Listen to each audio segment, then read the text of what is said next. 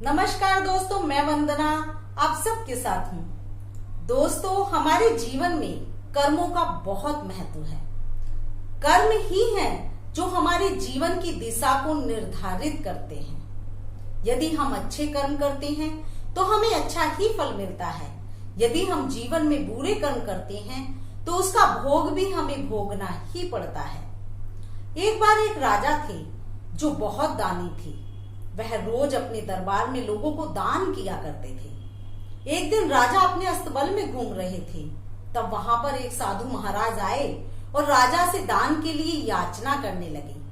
राजा ने साधु महाराज से कहा, कल दरबार में आना, मैं वही दान करता हूँ। साधु महाराज ने कहा, मैं दिन में 3 बार ही दान लेता हूँ, यह तीसरा द्वार है। यदि आप मुझे दान नहीं दोगे तो मैं कहीं और दान नहीं ले पाऊंगा।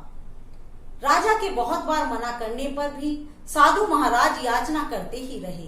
तब राजा अचानक से क्रोधित हो उठे। उन्होंने अपने सेवकों को आदेश दिया कि गुड़साल में जो यह गंध है यह उठाओ और इस साधु महाराज के कमंडल में डाल दो। सेवकों ने राजा की आज्ञा का पालन किया। साधु महाराज उस गंध को लेकर बड़े ही प्रसन्न चित्त से राजा को आशीर्वाद देकर कि आपका यह दान दिन दुगना और रात चौगुना बढ़े, कहकर वहां से चले गए। उन्होंने वह गंध राजा के महल के सामने कुछ दूरी पर गिरा दी। राजा प्रतिदिन शाम को अपने महल की छत पर घूमने जाते थे। कुछ दिनों के बाद उन्होंने महसूस किया कि महल के सामने गंध का ढेर बढ़ता ही जा रहा है। उन्होंने अपने सेवकों को बुलवाया और कहा कि राज्य में पता करो कि क्या कारण है जो यह गंध दिन दुगनी और रात चौगुनी बढ़ती ही जा रही है।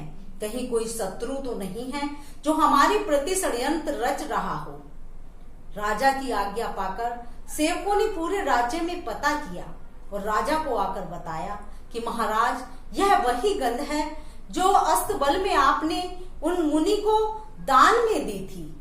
यह सुनकर राजा बहुत चिंतित हो गए और वह उस साधु महात्मा के पास गए।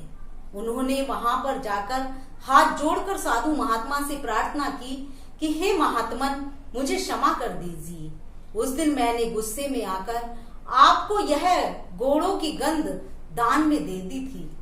साधु महाराज ने कहा कि आप तो स्वयं राजा हैं, प्रजा के पालक हैं, दूसरों के कर्मों का निर्धारण करते हैं, फिर आप ऐसा कैसे कर सकते हैं। राजा ने बहुत बार साधु महात्मा से क्षमा मांगी।